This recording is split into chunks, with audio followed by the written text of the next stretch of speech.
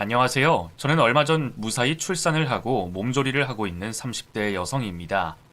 늦은 나이에 첫 출산이라 힘든 고비를 넘겨야 했을 정도로 어려운 출산이었지만 지금은 온 가족의 염려와 걱정 속에 무사히 몸조리를 하고 있어요.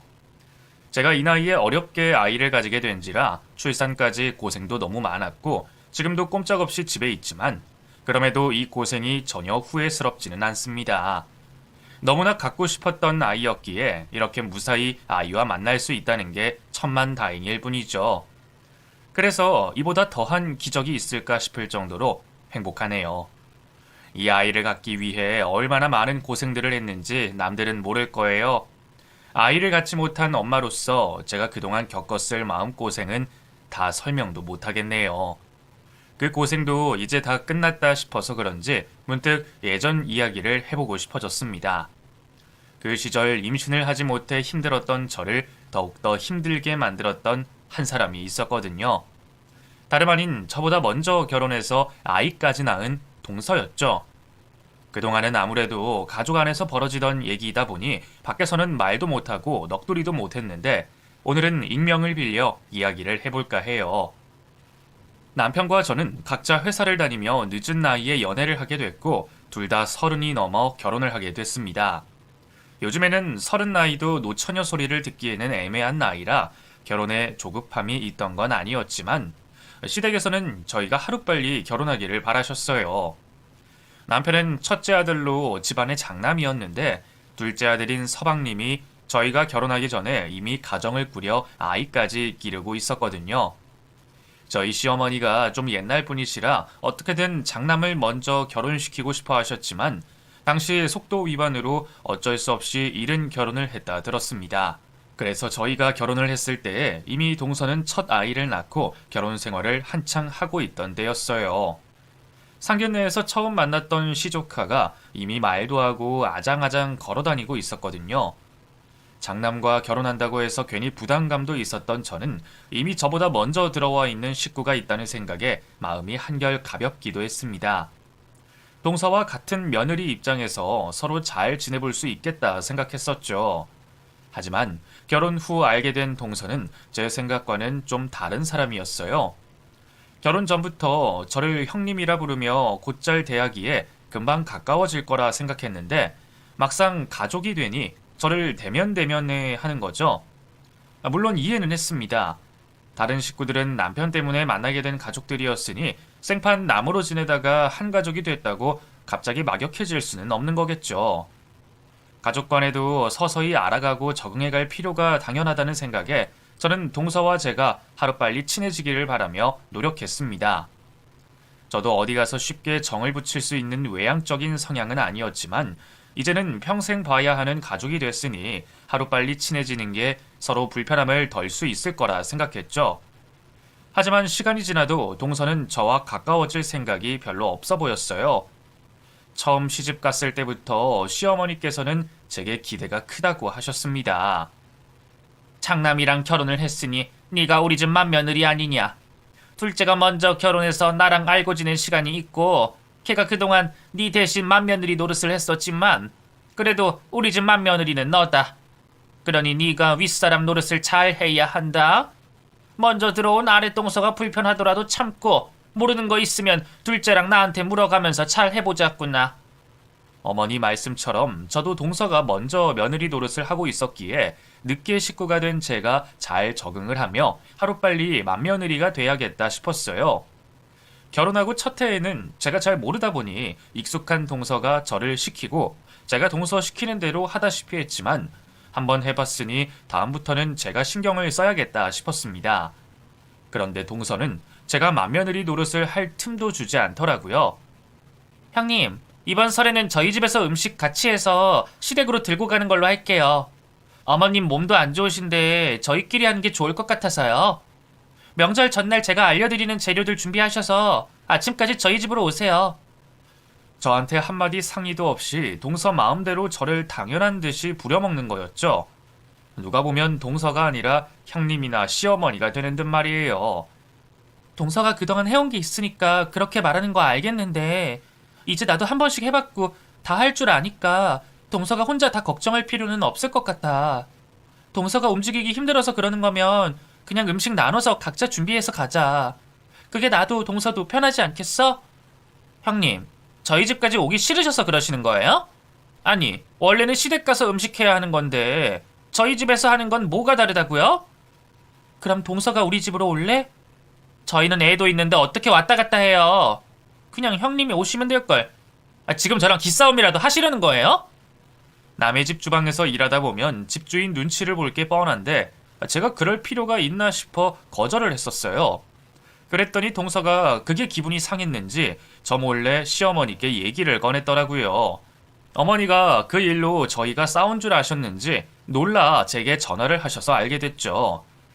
큰애야, 둘째가 네가 자기를 무서워한다 그러는데 둘이 무슨 일이 있었니? 예? 제가요? 아니요, 별일 없었는데요.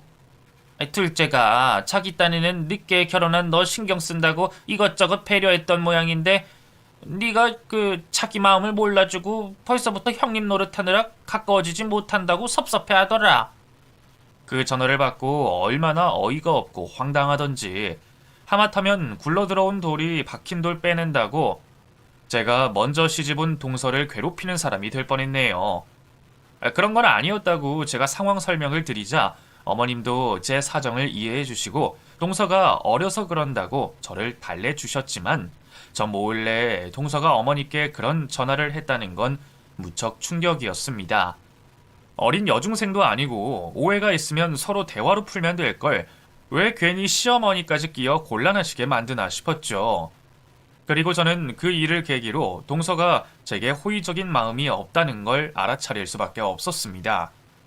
처음에는 어린 나이에 시집와서 고생했을 동서를 안타깝게 생각하며 동생처럼 지내고 싶었는데 그런 동서의 태도를 보니 제가 동서와는 가까워질 수 없겠다 싶었어요.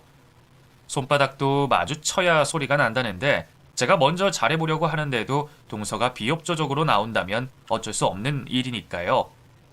친해질 수 없다면 서로 조심하며 거리를 두는 수밖에 없기에 저는 맏며느리로서 제 할 도리를 다하며 굳이 동서 일에 참견하지 않으려고 했습니다.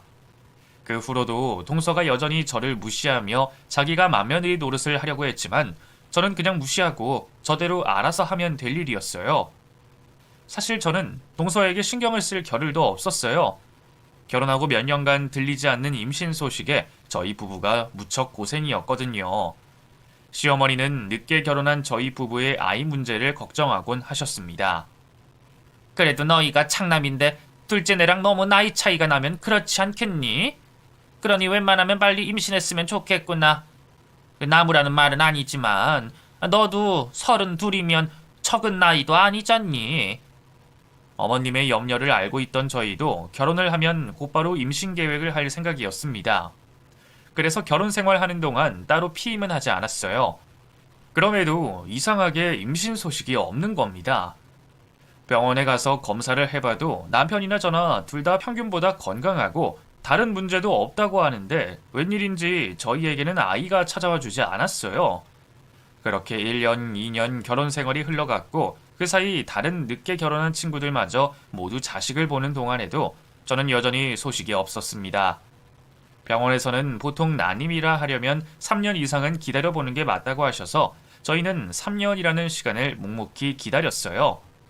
그동안 민간요법이며 병원에서 시키는 거며 뭐든 빼먹지 않고 열심히 노력도 했었죠. 하지만 그런 노력에도 결국 좋은 소식은 없었습니다. 그렇게 결혼 생활이 4년 차에 접어들어가고 제 나이도 어느새 30 중반이 됐어요. 그쯤 되니 저는 더 이상 자연 임신을 기다리지 못하겠다 싶었어요. 결국 남편과 인공수정과 시험관 시술을 알아보게 됐죠. 사실 그동안 거기까지 예상하고 틈틈이 저축도 해왔었거든요. 시술을 받는다고 해도 확실한 건 아니다 보니 유의미한 결과를 보기 전까지는 어머니께 비밀로 할 생각이었어요. 그런데 남편이 실수로 서방님께 그 얘기를 했던 모양입니다. 그리고 그 얘기를 동서가 알게 됐고 동서가 그 일을 시어머니에게 전하는 바람에 집에는 한바탕 난리가 일었습니다. 너희는 어떻게 그런 일을 나한테 숨길 수가 있냐? 내가 반대할 거 알고 그런 거야? 저희도 아직 생각 중인 단계지 확실한 것도 아니에요. 비용도 많이 들고 힘든 일이라 고민 중인 거죠. 확실하지도 않은 얘기를 뭐하러 미리 하겠어요. 그래도 그렇지. 니들끼리 그런 걸 숨기고 있었다는 게 실망이다. 얘기가 나왔으니 미리 하는 말이지만 나는 시험관 그런 거 안 했으면 좋겠다. 그거 부작용이 어찌 되는지도 모르는데 꼭 그렇게 해야겠니? 그러지 말고 지금이라도 다른 방법으로 자연 임신 알아봐. 그게 안 되니까 그렇죠. 저희라고 하고 싶어서 그러겠어요? 남편과 저는 답답했습니다. 어머니가 옛날 분이시라 병원 시술을 염려하실 건 예상했지만 반대를 하실 줄은 몰랐거든요. 그래, 나도 니들 마음 모르는 거 아니다. 근데 이제 3년인데 좀 더 기다려 볼 수 있잖냐. 늦게 아이 갖는 사람들도 많다는데 말이야. 아무 문제 없으면 언젠가 임신이 되지 않겠니? 그리고 내가 이런 말 하기는 미안하지만 너희들 거기 쓸 여윳돈 있으면 둘째네 좀 보태주면 어떻겠니? 지금 민서가 병원 다니면서 치료비가 버거운지 그 둘째네가 많이 힘든 모양이더라. 그래서 내 생각에는 너희들이 조카를 좀 도우면 어떨까 해. 사실 그쯤 동서도 저 못지않게 정신이 없을 때였습니다. 시조카가 4살 무렵 갑자기 난치병을 앓게 되면서 온 집안이 발칵 뒤집혔거든요. 다행히 일찍 발견해서 생명에 지장이 갈 정도는 아니었지만 한동안 매일 병원을 다니며 치료비도 적지 않게 들었다고 들었습니다. 미리 보험을 들어뒀어서 어느 정도는 혜택을 받았지만 희귀병에 비보험 약품이나 시술이 많아서 서방님이 많이 힘들어하는 건 알고 있었어요. 거기다가 아이가 아프다 보니 동서는 일을 나가지도 못하고 출산 때부터 여태 서방님 외벌이였으니 그 집 형편이 더 팍팍해졌겠죠. 솔직히 처음에는 시어머니에게 서운한 마음도 들었지만 저희도 그런 사정을 모르지 않던 탓에 어머니의 마음도 이해는 할 수 있었습니다. 큰아들이나 작은아들이나 다 걱정되실 텐데 태어나지도 않은 손주 생각보다야 당장 태어난 손녀 걱정이 우선이실 수밖에 없겠죠. 저도 동서는 미워도 시조카는 딸처럼 귀여워했기에 어머니의 말씀처럼 시조카 걱정이 없지는 않았어요. 결국 저희 부부는 고민 끝에 어머니 말씀대로 하기로 했습니다. 당장 사정이 급한 조카를 먼저 도와주고 저희 임신 문제는 천천히 해결해 보겠다고 말이죠. 그래, 잘 생각했다. 큰애 너도 지금 당장이야 아쉽고 서운할지 모르지만 나중 되면 잘했다 싶을 거야. 우선 산 사람부터 살려야 하지 않겠니? 조카 딸도 딸처럼 생각하면 되는 거야. 그래도 니들이 아직 건강하니까 임신할 수 있는 길은 얼마든지 있을 거다. 더군다나 이렇게 좋은 마음 쓰면 아이가 찾아와 주지 않겠니? 고맙다 큰애야. 그동안 바라던 기회를 포기하게 된 건 아쉬웠지만 저는 어머니 말씀대로 좋은 마음으로 썼으니 우리에게도 행운이 찾아오길 바라며 아쉬움을 달랬습니다. 그런데 그 후로 1년 뒤 그 좋은 소식은 제가 아닌 동서에게 전해졌어요. 또 1년이 지나며 여전히 아이 소식은 없던 어느 날 시어머니가 주말에 다 같이 식사다 하자며 형제들을 부르셨습니다. 기분이 좋아 보이시기에 무슨 일이 있으신가 했더니 동서가 둘째를 가졌다고 하더라고요. 태몽을 꾼 것 같길래 혹시나 큰애일까 했더니 둘째가 임신을 했다고 연락을 하더구나. 그 어쨌든 축하할 일이니 다 같이 밥이나 먹자고 불렀다. 순간 표정 관리가 되지 않았지만 저는 애써 웃으며 동서에게 축하를 건넸습니다. 축하해 동서. 더 늦기 전에 민서 동생 생기면 좋겠네. 형님, 이번에는 형님 차례여야 하는데 저한테 와서 어떡해요. 죄송해요. 저도 그릇이 작은지 100% 진심으로 축하를 하진 못했지만 저를 보며 비웃듯 그렇게 말하는 동서 역시 일부러 저를 약올리는 게 분명해 보였습니다. 그렇다고 제가 그 자리에서 화를 내면 괜히 저만 우스워지는 일이었어요. 괜히 임신한 동서 질투나 하는 못난 며느리가 되겠죠. 그래서 저는 별말하지 못하고 동서를 축하했지만 속은 그리 좋지 못했어요. 동서는 임신이 저렇게 쉽게 되는데 왜 나는 아직도 이러고 있는지 세상이 참 불공평하다 싶어서 정말 서럽고 억울했었죠. 그런데 제가 서러울 일이 그게 끝이 아니었습니다. 동서가 임신한 아이가 아들인 것을 알게 되신 어머니가 그 후로 동서를 눈에 띄게 챙기셨거든요.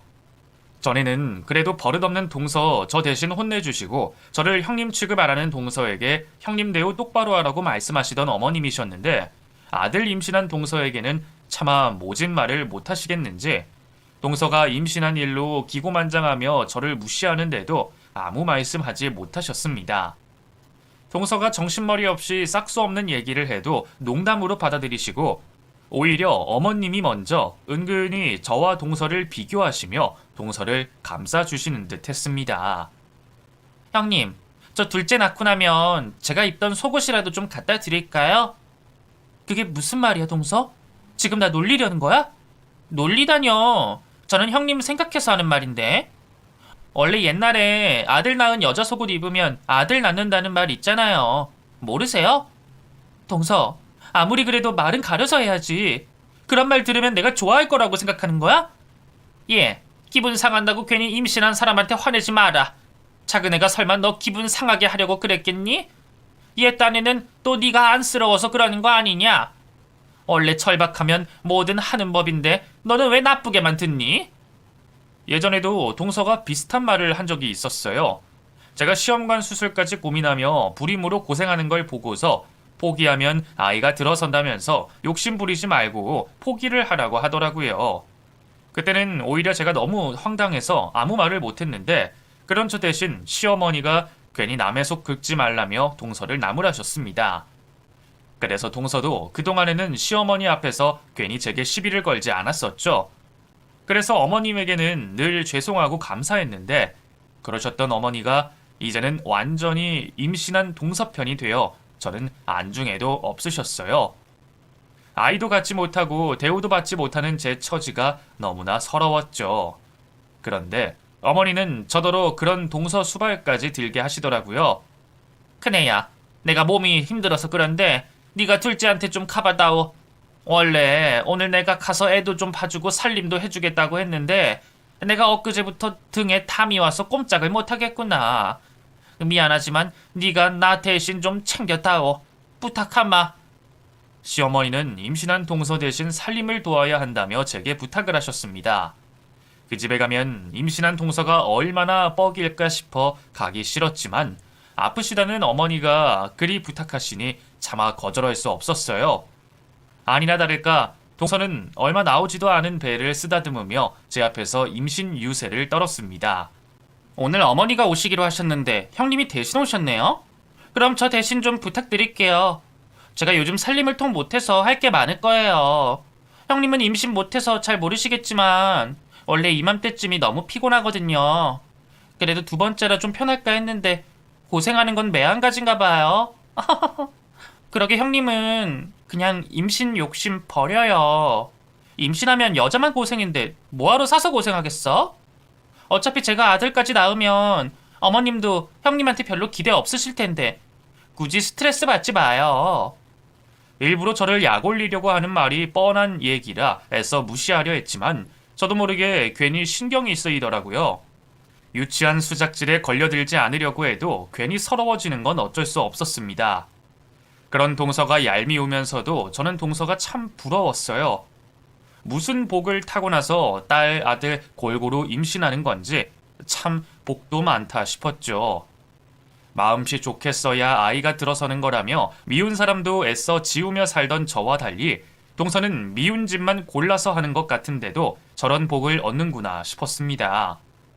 그런 동서를 보며 질투하던 저는 스스로 자괴감이 들었어요. 그런 제 마음을 알아주는 건 남편밖에 없었죠. 당신 가기 싫으면 가지 마. 어머니가 시키신다고 다 할 필요 있어? 식구라고 도와주는 것도 정도가 있지. 아, 왜 자꾸 바쁜 사람을 불러서 이것저것 시키고 그래? 필요한 거 있으면 자기들끼리 알아서 해야지. 그렇다고 내가 싫다 그러면 나 정말 속 좁은 사람 되는 거잖아. 내가 바쁘다고 핑계댄다고 한들 그렇게 들리겠어? 그냥 임신 못하는 여자가 괜히 자격지심이 있어서 배 아파한다 생각하겠지. 그게 싫어서라도 동서 도와주고 싶어. 그리고 마음씨 곱게 써야 좋은 일이 생긴다며. 뭐든 열심히 해야지. 남편은 제가 시어머니 부탁으로 동서내에 가는 걸 못마땅히 했지만 제 입장에서는 부탁을 거절하는 것도 불편한 일이었습니다. 그래서 최대한 할 수 있는 데까지는 도와주려 했죠. 그리고 내심 가서 조카 딸을 돌봐주는 것도 좋았거든요.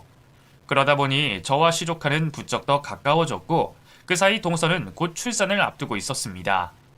그런데 그때 제가 임신을 했다는 사실을 알게 됐어요.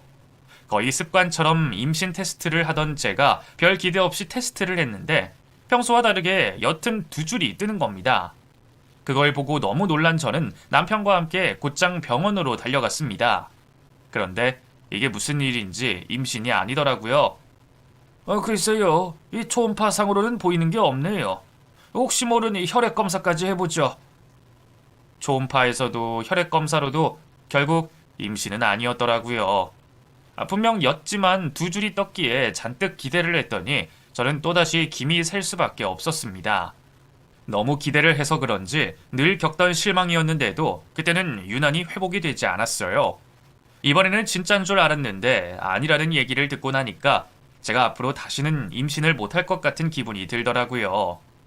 그러던 중 동서는 둘째를 무사히 출산했습니다. 별로 축하할 기분은 아니었지만 저는 제 속을 숨기고 동서를 축하하러 갈 수밖에 없었죠. 진심이 우러날까 싶긴 했지만 막상 예쁜 아이를 보니 절로 축하가 들기는 했습니다. 부러운 건 부러운 거고 축하받을 일은 축하를 해야 하니까요. 그 후 동서는 시어머니가 해주신 조리원에서 한 달간 있다가 집으로 돌아왔고 시어머니는 집에 돌아온 동서에게 몸보신을 시켜야 한다며 또다시 제게 부탁을 하셨습니다. 큰애야, 네가 주말에 가서 둘째 좀 살펴봐라. 얘가 왜 그러는지 영 입맛이 없다 그러네. 기력이 없어서 그런가 싶으니까 삼계탕이라도 좀 끓여 먹여라. 삼계탕 끓여주는 거야 어려운 일이 아니니 흔쾌히 하겠다고 했습니다. 사실 저도 제대로 축하를 못한 것 같아서 동서에게 뭐라도 따로 해줘야겠다 싶었거든요. 그렇게 토종닭을 사들고 동선의 집으로 간 저는 한여름 뜨거운 불 앞에서 열심히 삼계탕을 끓이고 있었습니다. 제가 온 줄 알면서도 내다보지 않고 무시하던 동서가 얄미웠지만 동서가 잘 먹어야 조카들도 잘 크겠지 싶어 제 시조카들을 위해 하는 일이라 생각했어요. 토종닭이라 한참을 끓여야 했던 탓에 불 앞에서 뻘뻘 땀을 흘리고 있었는데 어느새 동서가 제 옆으로 왔더라고요. 형님, 잘하고 계세요? 동서, 배고프지? 곧 되니까 좀 기다려볼래? 근데 해줄 거면 집에서 해오시던가 왜 남의 집 주방에서 일해요? 안 그래도 더워 죽겠는데 하루 종일 가스 틀고 있네? 뼈 시려울까봐 에어컨도 안 켜는 거 몰라요? 미안해 동서.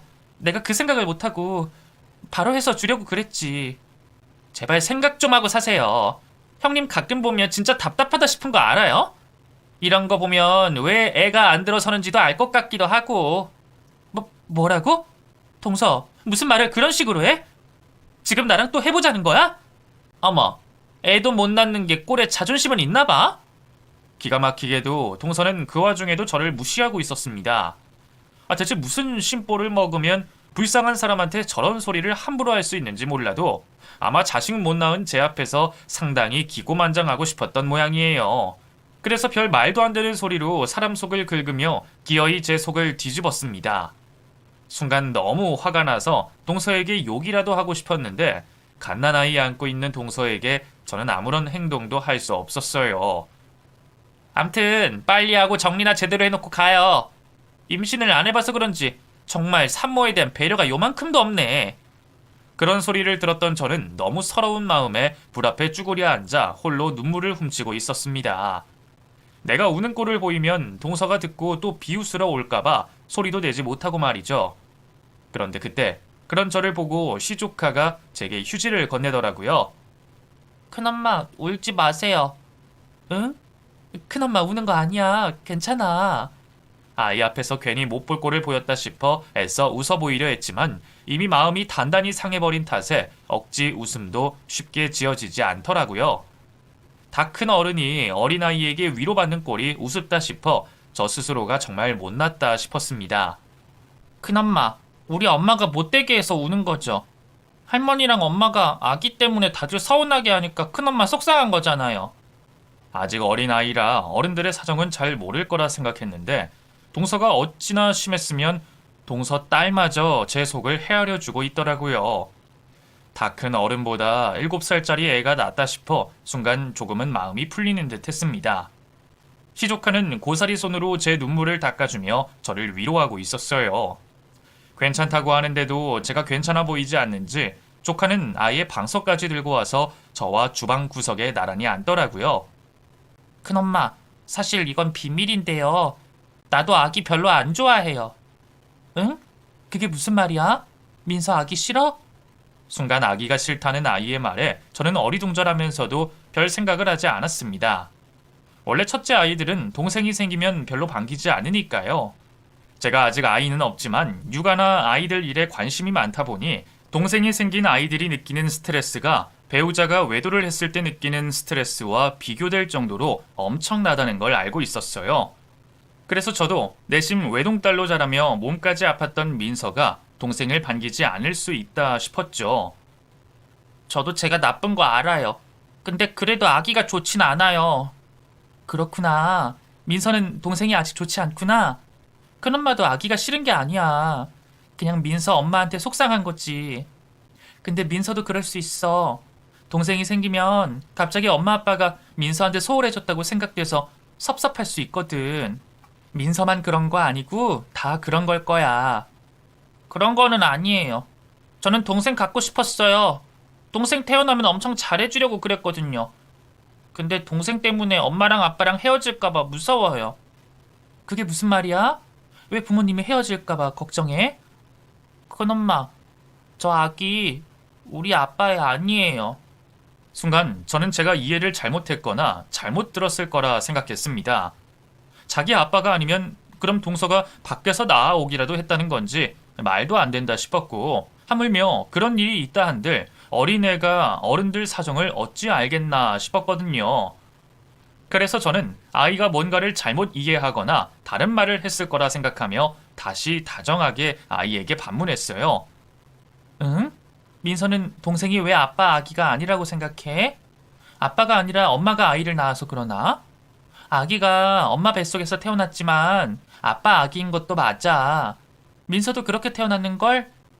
혹시 민서 입장에서 아이가 엄마 뱃속에 10달 동안 있다가 태어난 것을 보고 그런 생각을 하나 싶었던 저는 아직 탄생과 출산을 모르는 아이 눈높이에 맞춰 설명을 해줘야겠다 싶었죠. 그런데 아이가 제 얘기에 슬픈 표정을 지으며 그게 아니라고 하는 겁니다. 아니에요. 우리 아빠 아기 아니에요. 아빠 말고 엄마 친구 아기예요. 그게 무슨 말이야, 민서야? 그런 얘기를 어디서 들었어? 나 잘 때 엄마가 전화하는 거 들었어요. 엄마가 들킬까봐 걱정된다고 아기가 아빠랑 너무 안 닮았다고 그랬어요. 그리고 그 전에도 엄마가 친구한테 사랑한다고 하는 거 들은 적 있어요. 민서가 꺼낸 이야기에 저는 깜짝 놀랄 수밖에 없었습니다. 아무것도 모를 아이가 하는 얘기라고 하기에는 너무 충격적인 이야기였으니까요. 민서가 자기 엄마가 누군가에게 사랑한다 말하고 동생이 아빠와 닮지 않아서 걱정하는 엄마의 얘기를 들으니 저도 순간 이상한 생각이 들 수밖에 없었습니다. 아무리 아이의 말이라 신빙성이 없다고 하지만 그렇다고 애가 없는 얘기를 할 것 같지는 않았어요. 늘 착하고 속 깊던 민서라면 그런 일로 장난을 할 거라 생각하지 않았습니다. 게다가 애가 그런 치정 사건에 대해 이해할 리도 없고 말이에요. 아이의 말을 듣고 너무 놀란 저는 애써 표정 관리를 하며 숨죽이고 있을 수밖에 없었습니다. 이 사실을 당장 누구에게 얘기해야 하며 사실관계는 어떻게 파악을 해야 하는 건지 걱정이 먼저 들 수밖에 없었죠.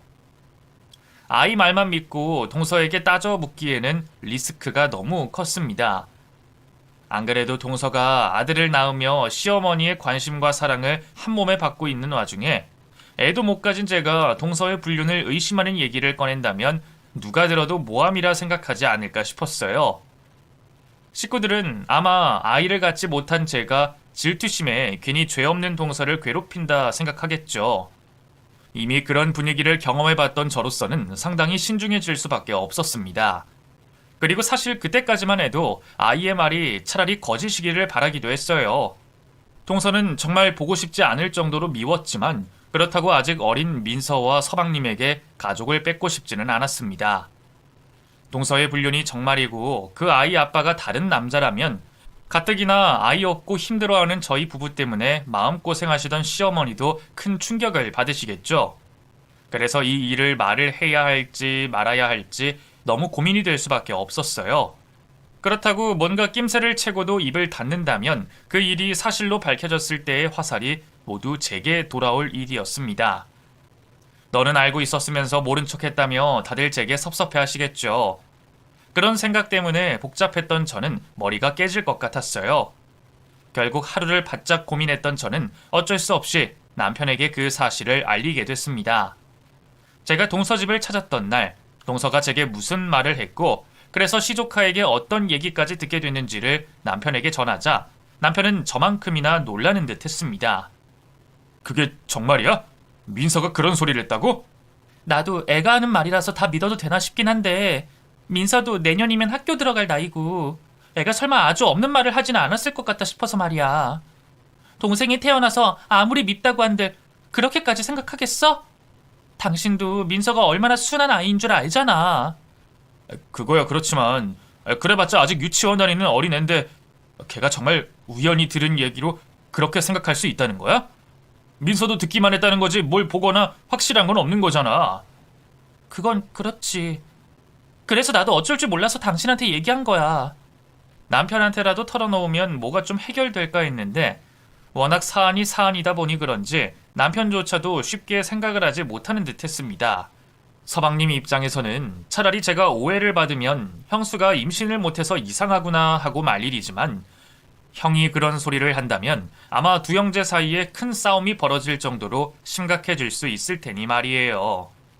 결국 태어난 아이의 유전자 검사를 하면 모두 해결될 일이었지만 그렇다고 저희가 뒤에서 몰래 남의 자식 유전자 검사를 대신 할 수도 없는 일이었습니다. 형제간의 우애와 한 가정의 안위가 달린 일이었기에 저희는 더 신중할 수밖에 없었죠. 결국 며칠 동안 한참 고민하던 남편은 더 이상 시간을 끌 수 없겠다 싶었는지 동서 몰래 서방님을 불러내 얘기를 하게 됐습니다. 동서에게 전해줄 게 있으니 서방님이 퇴근길에 저희 집에 들렸다 가라고 말이죠. 그렇게 서방님이 저희 집으로 왔고 저와 남편은 어쩔 수 없이 서방님을 떠볼 수밖에 없었습니다. 온 김에 잠깐 앉았다가 금방 가야지. 와이프 혼자 애 보고 있잖아. 그래도 여기까지 왔는데 조금만 있어봐. 둘째 생기니까 어때? 근데 너 원래 민서 때문에 둘째 생각 없다고 하지 않았었나? 솔직히 갑자기 임신 소식 들려서 놀랐어. 안 그래도 사실 나도 좀 당황스러웠었어. 형도 알지만 우리 부부가 민서 아프고 나서 걱정이 많았잖아. 뭐 지금이야 건강하지만 언제 또 어떻게 안 좋아질지 모르고 아이가 아프다 보면 워낙 신경 써야 할 게 많아서 말이야. 그래서 원래 우리도 둘째 생각은 없었어. 그래? 근데 어쩌다 갑자기 둘째가 생긴 거야? 뭐 심경의 변화라도 있었어? 아니, 사실 완전히 생각도 못했었어. 사실 내가 몇 년 전에 정관 수술을 했었거든. 우리 부부만 알고 있고 엄마나 형한테는 말 안 했었어. 형이랑 형수님이 임신으로 고생한 거 뻔히 아는데 이런 얘기하면 괜히 또 신경 쓰일까봐. 저희는 전혀 모르고 있던 서방님의 수술 얘기에 깜짝 놀라고 말았습니다. 뭐? 네가 수술을 했었어? 근데 어쩌다 둘째가 생긴 거야? 그러니까 말이야. 나도 그게 참 의문이다. 뭐 수술 부작용인 건가? 근데 뭐 알아보니까 그런 일이 종종 있다 그러더라고. 아마 수술이 잘못됐겠지. 그래서 우리도 그냥 낳기로 한 거지. 뭐 피임까지 했는데 생긴 애면 보통 애는 아니겠다 싶어서 말이야. 서방님의 입에서 그 얘기를 듣는 순간 저와 남편은 머리를 한 대 맞은 듯 정신이 번쩍 들었습니다. 정관 수술까지 했는데 생각지도 않은 아이가 생겼다는 건 점점 더 동서를 의심스럽게 했어요. 남편도 이제는 정말 뭔가 이상하다 싶었는지 결국 조심스러운 이야기를 꺼냈습니다. 사실 오늘 내가 너를 그냥 부른 게 아니라 너한테 꼭 할 얘기가 있어서 부른 거야. 해야 하는 말이긴 한데 괜히 잘못했다가 네가 우리 의도를 오해할까봐 말을 쉽게 못하겠더라고. 그러니까 제발 오해하지 말고 들어. 알겠지? 무슨 얘긴데 그렇게 거창해. 괜히 무섭게. 알았어. 오해 안 할 테니까 말이나 해봐. 민서가 있잖아. 자기 동생이 아빠 아이가 아니라고 그랬다더라고. 무슨 말이야? 민서가 뭐라 그랬다고? 자기 동생이 내 애가 아니라고? 우리 민혁이 말하는 거야? 형이 들었어? 사실 제가 들었어요, 서방님. 며칠 전에 어머님이 시키셔서 서방님 댁 갔을 때 민서가 저한테 몰래 와서 그런 얘기를 하더라고요. 저도 처음에는 아이가 뭔가 오해를 하거나 제가 잘못 들었겠지 했는데 너무 정확하게 말하는 게 예사롭지 않아서요. 민서 얘기로는 동서가 민서가 자는 줄 알고 애 앞에서 누구랑 통화하는 걸 들었던 모양이에요. 아무리 아이가 하는 말이라 그래도 그냥 넘기기 어려워서요. 저희도 괜히 남의 집에 분란 만드는 거 아닌가 싶어서 말해야 하나 말아야 하나 무척 고민했어요. 그래도 모른 척하기도 그래서 말하게 됐네요. 결국 남편 대신 제가 내지르듯 얘기를 꺼내버렸습니다. 나중에 괜히 남편에게 불똥 튈 바에는 직접 들은 제가 전하는 게 맞다 싶었거든요. 처음에는 그게 무슨 말인가 멍하니 듣던 서방님은 자기가 잘못 들었다 생각했는지 아니면 이해하기 어려운 건지 한참 동안 말없이 가만히 계셨습니다. 그 모습에 저는 서방님이 갑자기 화를 내고 뛰쳐나갈까봐 걱정스러웠어요. 서방님, 괜찮으세요? 제가 이런 말 하면 괜히 동서 질투해서 그런다고 오해나 사고 욕먹을까봐 조심스러운데 저 정말 동서한테 다른 감정 없고 걱정돼서 하는 얘기예요. 예, 잠깐만요. 저 지금 좀 당황스러워서요. 그렇다고 형수님을 오해하거나 그런 건 아니에요. 다른 사람도 아니고 형수님이 그러실 분도 아니고 민서도 거짓말할 것 같지도 않고요. 그냥 좀 충격을 받아서 그래요. 죄송해요, 서방님. 형수가 왜 죄송해요. 사실 이런 얘기 진짜 쪽팔린데 사실 애 태어나자마자 저랑 너무 안 닮아서 좀 이상하다 싶었거든요. 안 그래도 내가 정관 수술까지 했는데 애가 생겼다 그래서 뭔가 했는데 그렇다고 힘들게 출산한 와이프를 함부로 의심할 순 없잖아요. 근데 이런 얘기까지 듣게 되니 솔직히 저도 의심이 될 수밖에 없네요. 결국 저희 얘기를 들은 서방님은 자기가 알아서 확인해보겠다며 집으로 돌아갔습니다. 그리고 며칠 뒤 저희는 정말 충격적인 결과를 마주하게 됐어요. 형수 말이 맞았더라고요. 민혁이 내 애가 아니래. 99% 친자 불일치. 근데 웃긴 건 그 와중에 나는 1%의 기대를 걸었다는 거야. 나 진짜 지금 너무 황당해서 말이 안 나온다. 그럼 이 여자가 아픈 애를 두고 바람을 피웠다는 건가? 그것도 자기 딸이 그런 소리를 남한테 전할 만큼 딸 앞에서 아무 조심성 없이? 결국 동서가 바람을 피워 아이를 낳았다는 걸 알게 된 서방님은 큰 충격을 받으셨습니다. 그리고 눈으로 확인까지 한 저희 역시 충격의 말을 잊지 못했죠. 저희 부부는 차라리 아니기를 바라고 있었는데 혹시나 싶은 일은 역시나가 됐고 동서는 서방님과 민서뿐만 아니라 가족 모두에게 큰 상처를 주고 말았습니다. 숨길 수 없는 일이었기에 결국 그 일은 시어머니 귀에까지 들어가게 됐고 당장 동서를 찾아가 난리를 치신 시어머니에 의해 동서와 서방님은 곧바로 별거를 하며 이혼 절차를 밟게 됐습니다. 서방님이 저를 배려해 주신 덕에 그 얘기를 제가 전했다는 걸 모르는 동서는 오히려 제게 억울함을 내비치며 식구들 마음을 돌려달라며 전화를 해왔었어요. 형님, 저 좀 도와주세요. 저 정말 억울해요. 진짜 작정하고 바람핀 것도 아니고 그냥 너무 힘들 때 몇 번 만났던 게 단데 그게 그렇게 잘못이에요? 저 남편이랑 못 헤어져요. 그리고 저희 민서 어떡해요?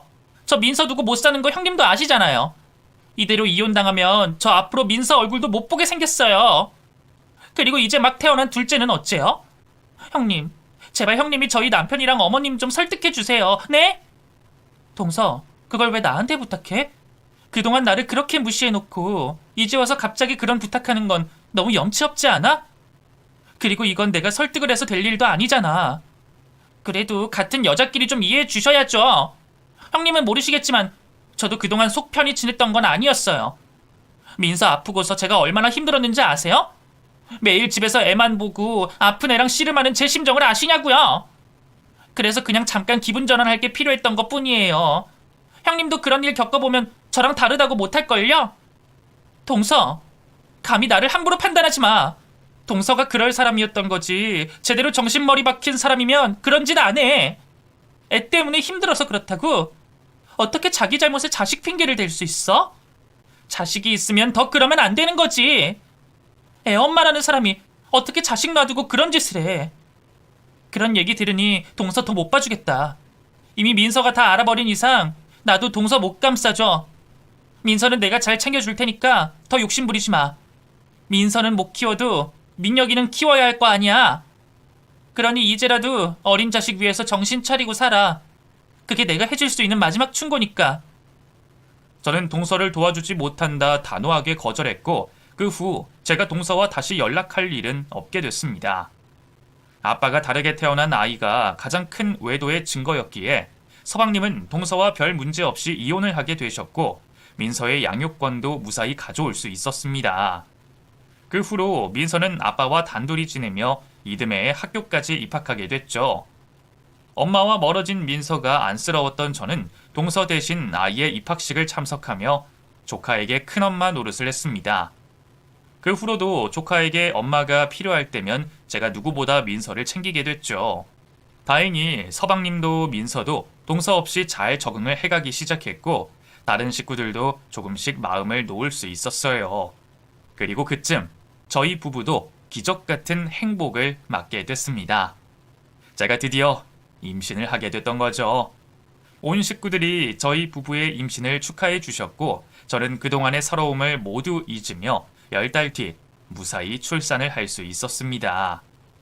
남편을 쏙 닮은 아들을 낳은 덕분인지 누구보다 시어머니가 무척 좋아하셨죠. 그렇게 저는 지금 금쪽 같은 아들을 옆에 재우며 행복에 겨워하고 있네요.